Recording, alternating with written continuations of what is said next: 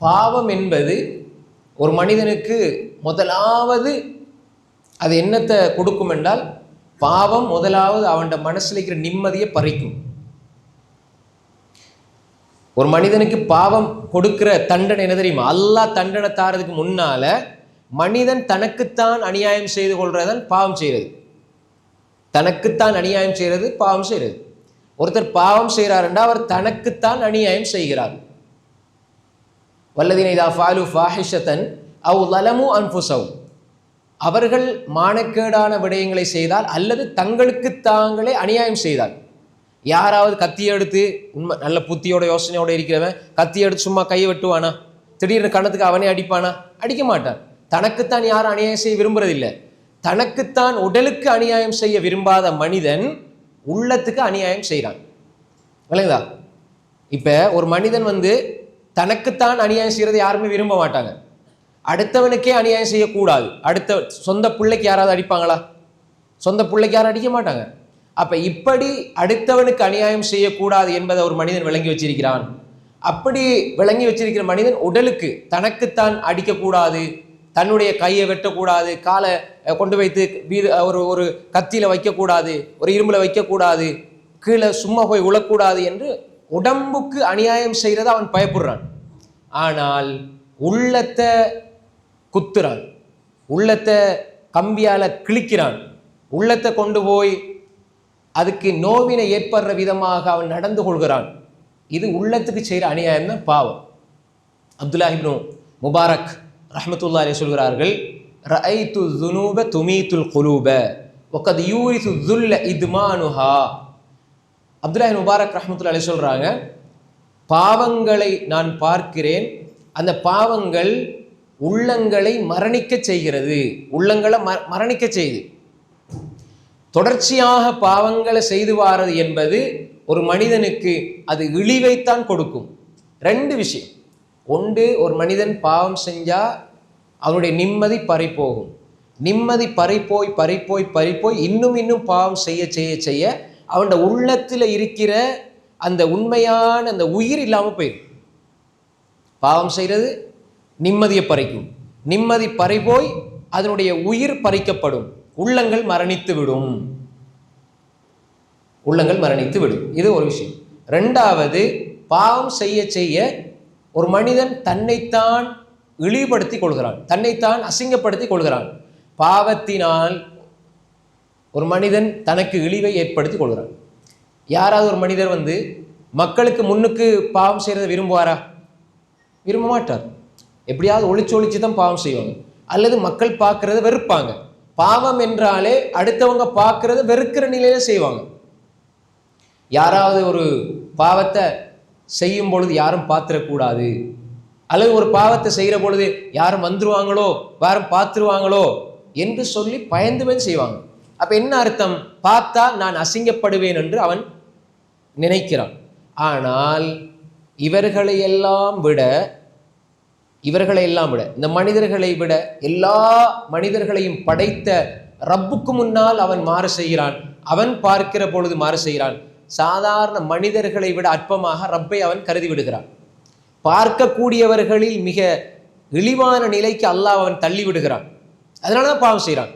இந்த வாப்பா பார்த்தா அசிங்கமா போயிடும், உம்மா பார்த்தா அசிங்கமா போயிடும், மகன் பார்த்தா மகள் பார்த்தா அசிங்கமா போயிடும் என்று சொல்லி நினைக்கிறவன் என்ற ரப்புக்கு முன்னால நான் மாறு செய்கிறேனே அது அசிங்கமா இருக்குமேன்னு அவன் நினைக்கிறது இல்லை. அப்போ உண்மையான இழிவை அவன் எங்கே சம்பாதிக்கிறான்? அல்லாஹ்வுக்கு முன்னால் மாறு செய்கிறான். நாளடைவில் அந்த மனிதன் அசிங்கப்பட்டு அவமானப்பட்டு போகிறான். அப்ப எனவே இந்த பாவத்தினுடைய யதார்த்தத்தை நாங்கள் புரிந்து கொள்ள வேண்டும். பாவம் ஒரு மனிதனுக்கு இழிவை தரும், அவனது உள்ளத்தை மரணிக்க செய்துவிடும், அல்லாஹ்வை விட்டு தூரமாக்கி விடும்.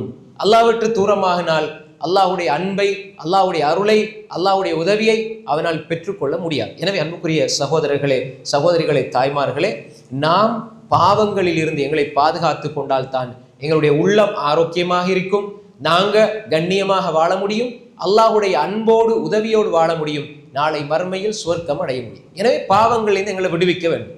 பாவங்களில் இருந்து விடுவிப்பதற்கு முதலாவது அடிப்படை நல்லா கவனத்தில் எடுத்துக்கொள்ளுங்க. நான் இப்போ ஒன்று ஒன்றா பாயிண்ட்ஸில் சொல்லிட்டு வரேன் இன்ஷா அல்லாஹ். நல்லா கவனித்து இந்த விடயங்களை நாங்கள் அப்படியே உள்ளத்தில் கொண்டு வந்து பாவங்களை விடுறதுக்குரிய ஒரு அடிப்படை காரணிகளாக இதை நாங்கள் அமைச்சு கொள்ள வேண்டும். சரி, பாவத்தை விடணும்னு ஒருவர் நினைச்சால், பாவத்தை விடணும்னு ஒருவர் கருதினால், முதலாவது அவருடைய உள்ளத்தில் ஏற்பட வேண்டிய அடிப்படை என்ன அப்படின்னு சொன்னால், உண்மையான உறுதியான நியத் முடிவை அவன் எடுக்க வேண்டும். நான் இந்த பாவத்தை விடணும். உண்மையான முடிவை நியத்தை அவன் எடுக்காத வரை பாவத்திலிருந்து விடுபட முடியாது. அதுக்கு சொல்லுவாங்க என்னண்டா, ரெண்டு வகையாக நம்ம நினைக்கலாம். அதாவது தற்காலிகமாக இது சரி இப்போ விடுவோம், சந்தர்ப்பம் கிடைச்சா திரும்ப செய்வோம் அப்படின்னு சொல்லி இருக்கிற நியத்தும் இருக்குது. இன்னும் உண்டு, நான் இதை இன்ஷா அல்லாஹ் தொடவே மாட்டேன் என்ற உறுதியான நியத் வைக்கிறதுல உறுதிப்பாடு வேணும். பாவத்தை நான் தொட மாட்டேன். இன்றைக்கு இபாதத் வணக்கம் வழிபாடு எல்லாம் இருக்குது, ஆனால் வட்டியை விட முடியாது. அப்படி பல பேர் வட்டியை விடுறதுக்கு இயலாது, வட்டியை விடுறது கஷ்டம். அன்புக்குரிய சகோதரர்களே, வட்டி எடுத்துக்கொண்டு வாழ்றது என்பது நீங்கள் அல்லாஹ்வோடு யுத்தம் செய்கிறதுக்கு சமம். அல்லாஹ் வட்டி எடுத்து அதில் வாழ்கிறவங்களோட யுத்த பிரகடனம் செய்கிறாங்க. எங்களுக்கு பாப்பா அடிக்கிறது அம்மா அடிக்கிறதே தாங்கலாம் போகுது, ஊரில் இருக்கிற 4 பேர் ஏசுறதையே எங்களால் தாங்கலாம் போகுது, அல்லாஹ்வோட யுத்தத்துக்கு போகிறோன்னா சும்மா உள்ள விஷயமா? அப்போ ஏன் நாங்கள் அதோட தொடர்ந்து இருக்கிறோம்? நோன்பு வருது, வட்டியை விடுற மாதிரி இல்லை. எங்களுக்கு வயசு போகுது, வட்டியை விடுற மாதிரி இல்லை. அதே மாதிரி விபச்சாரம், அதே மாதிரி களவு, ஏமாற்றம். சிலவங்க வந்து என்ன செய்வாங்கண்டா, அவர் ஊருக்கு கொடுப்பார், உம்ராவுக்கு போவார், ஹஜ்ஜுக்கு போவார், ஆனால் சொந்த நானாட காணியை பறித்து வச்சுக்கிட்டு இருப்பார். சொந்த தங்கச்சிக்கு காணியை கொடுக்காம பறித்து வச்சுக்கிட்டு இருப்பார். வாப்பா வந்து நான் மூத்த புள்ளன்னு எனக்கு தந்துட்டு போயிட்டாரு, நான் கொடுக்க மாட்டேன். வாப்பா தெரியாமல் செஞ்சுட்டு போயிட்டாரு. நீ உனக்கு அறிவு இருக்குது, மார்க்கம் உனக்கு தெளிவாக தெரியுது, அனந்தர சொத்து பங்கீடு அதை கரெக்டாக தங்கச்சிக்கு எது போகணுமோ போகணும், நானாக்கு எது போகணுமோ போகணும், தம்பிக்கு எது போகணுமோ போகணும். ஏன்னா மூத்தவர் 30 வயசாயிருக்கும் போது கடைசி பிள்ளைக்கு 12 வயசு 10 வயசாயிருக்கும். பாப்பா மூத்தா போயிடுவாரு. சின்ன பிள்ளை தானே, இவருக்கு ஒன்றும் விளப்பம் இல்லை. இப்போ நானாமா 2 பேரும் சேர்ந்து பங்கு ஓட்டுக்கிறது காணியை. இப்போ என்ன செய்யறது? அந்த சின்ன பிள்ளை தானே, அவருக்கு ஒன்றும் தெரியாது. வயசாகி கொஞ்சம் அவர் பெருத்து வந்து எனக்கு வாப்பாட சொத்து இல்லையாண்டா, இப்போ இவங்க 2 பேரும் சொல்றது வாப்பா ஒன்று விட்டுட்டு போயில்லையே நாங்கள் சம்பாதிச்சது. அல்லாஹு தாலா ஷிர்க் இல்லாம 3 பாவங்களுக்கு நிரந்தர நரகம்னு சொல்றான். எச்சரிக்கை, ஷிர்க் தவிர்ந்து 3 பாவங்களை அல்லாஹ் நிரந்தர நரகம்னு சொல்றான். அதுல ஒன்று வட்டி. இப்போ அதை விளங்கப்படுத்த நேரம் போதாது. ஒமன் ஆத ஃபவுலாய்க்கு அஸ்ஹாபுன்னார் ஹும் ஃபீஹா ஹாலிதுன்னு சொல்றான். வட்டிக்கு நிரந்தர நரகம். அதே மாதிரி அனந்தர சொத்து பங்கீடுல மோசடி செய்வர்கள் நிரந்தர நரகம். அதே மாதிரி ஒரு முஃமினை கொலை செய்யறது நிரந்தர நரகம். குர்ஆன்ல எடுத்து பார்க்கலாம். பயங்கரமான எச்சரிக்கை. அனந்தர சொத்து பங்கீடுல மோசடி செய்யக்கூடாது. வாப்பா தப்பாஸ் அவர் மார்க் அறிவு இல்லாமல் ஏதோ விட்டுட்டு போயிட்டாரு, அல்லது ஏதோ வசியத்தின பேர்ல ஏதோ தப்பா செஞ்சுட்டு போயிட்டாரு, அல்லது ஏதோ அவர் புறத்தால தவறு நடந்தாலும் சகோதர சகோதரிகள் அவரை விடுவிக்கணும், பாதுகாக்கணும் என்றா சரியாக அனந்தர சொத்து பங்கீடு செய்து கொடுக்கப்பட வேண்டும். நான் ஏன் இதை வலியுறுத்தி சொல்றேன்டா, நிறைய சர்வசாதாரணமாக இது நடக்குது.